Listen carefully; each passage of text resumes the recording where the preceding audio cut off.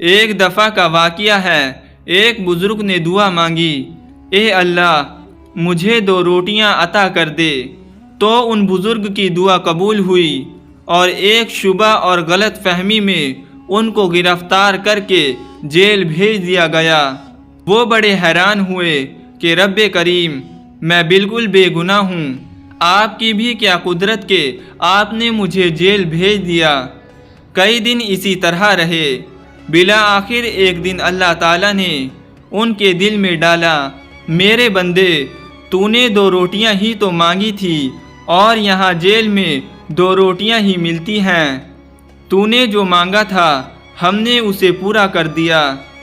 اگر تو عافیت والا رزق مانگتا تو ہم گھر میں بیٹھے ہوئے تجھے عافیت والا رزق عطا فرما دیتے۔ دوستو، اس سے یہ سبق ملتا ہے کہ انسان جب بھی پروردگار سے مانگے تو نہ تھوڑا مانگے اور نہ ہی شرائط لگا کے مانگے، بلکہ جب اللہ رب العزت سے مانگنا ہے تو خوب مانگے۔ اللہ آپ کی نیک جائز دعاؤں کو پورا فرمائے، آمین یا رب العالمین۔